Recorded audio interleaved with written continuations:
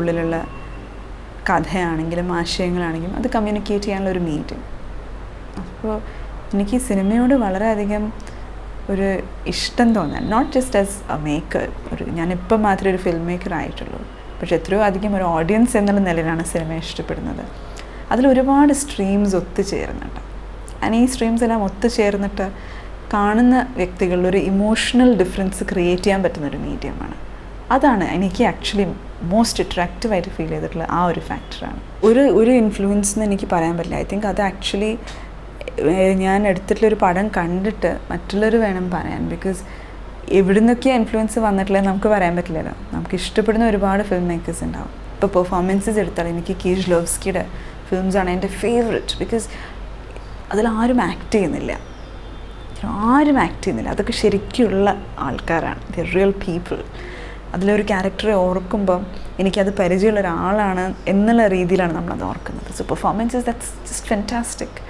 ഇപ്പോൾ cinematography and performances എടുക്കുകയാണെങ്കിൽ Wong Kar Wai, അദ്ദേഹത്തിൻ്റെ movies are just what is that, it's a dream, you don't see that anywhere else. David Lynch, ഇവരുടെയൊക്കെ മൂവീസ് എടുക്കുമ്പോൾ അതൊരു എന്താ നമ്മുടെ എല്ലാ സെൻസസിലും കയറി കൂടുന്നൊരു എക്സ്പീരിയൻസ് ആയി തീരുന്നു.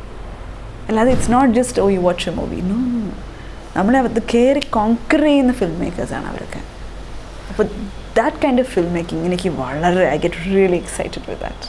ഐ സ്റ്റിൽ റിമെമ്പർ ലഗാൻ എന്ന പടം ഞാൻ ലണ്ടനിൽ സ്റ്റുഡൻ്റ് ആയിരിക്കുമ്പോൾ കണ്ട പടമായിരുന്നു.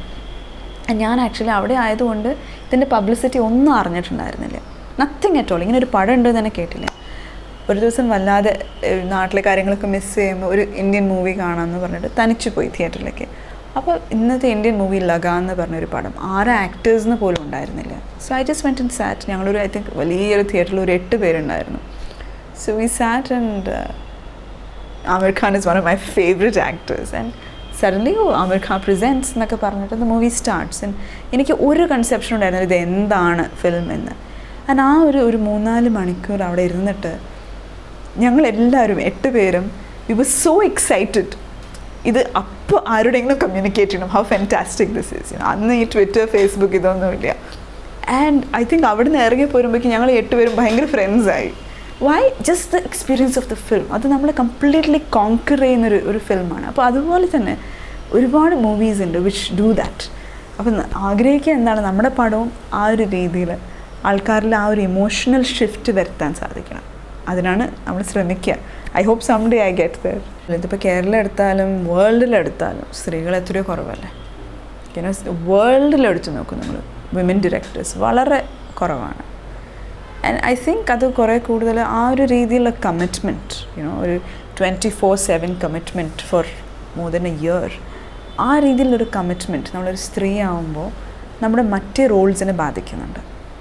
നമ്മളൊരു മകളായിട്ടും ഒരു അമ്മയായിട്ടും ഒരു ഭാര്യയായിട്ടും നമുക്ക് പല റോൾസ് ഉണ്ട്. അത് വേൾഡിൽ എവിടെ എടുത്താലും ആ റോൾസൊക്കെ ബാധകമാണ്. അപ്പോൾ അങ്ങനെ ഒരു പല റോൾസും നമ്മൾ ചേർന്ന് കൊണ്ടുപോകുമ്പം ആ രീതിയിലൊരു കമ്മിറ്റ്മെൻറ്റ് കൊടുക്കാൻ വളരെ ബുദ്ധിമുട്ടാണ്.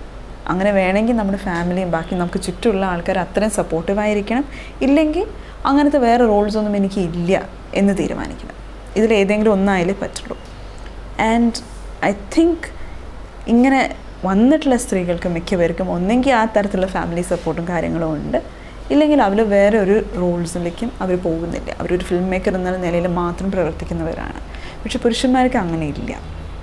അത് ഒരു സൊസൈറ്റൽ ഡിഫറൻസാണ്. സൊസൈറ്റി കാണുന്നത് എന്താണ്, ഇപ്പോൾ ഒരാൾ എനിക്ക് കഥ എഴുതണം എന്ന് പറഞ്ഞിട്ട് എവിടെയെങ്കിലും ദൂരെ ഒരു സ്ഥലത്ത് പോയി താമസിച്ച് നിന്ന് കഥ എഴുതാം അവർക്ക്.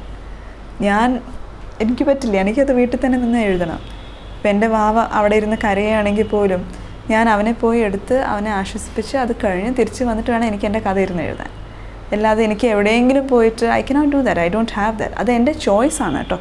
ഇറ്റ്സ് നോട്ട് ദാറ്റ് എനിക്കത് പറ്റില്ല. നോ, എനിക്കിപ്പോൾ if I decide I don't want to get married, I don't want to have a child, തീർച്ചയായും പറ്റും, നോ പ്രോബ്ലം.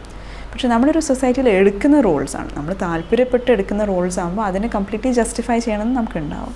അപ്പോൾ അതുകൊണ്ട് തന്നെ നമ്മുടെ ഈ രീതിയിലൊരു കമ്മിറ്റ്മെൻറ്റ് നമുക്ക് അപ്കീപ്പ് ചെയ്യണമെങ്കിൽ ആ രീതിയിലൊരു എൻവയൺമെൻറ്റ് വേണം, ഒരു സപ്പോർട്ടീവായിട്ടുള്ളൊരു എൻവയൺമെൻറ്റ് വേണം. ആൻഡ് ഐ ആം പ്രിവിലേജ്ഡ്, ഞാൻ വളരെ ഫോർച്ചുനേറ്റാണ്. അങ്ങനെ ഒരു ഫാമിലി എൻവയൺമെൻറ്റ് എനിക്ക് ഉള്ളത് കൊണ്ടാണ് ഇത് ചെയ്യാൻ സാധിക്കുന്നത്.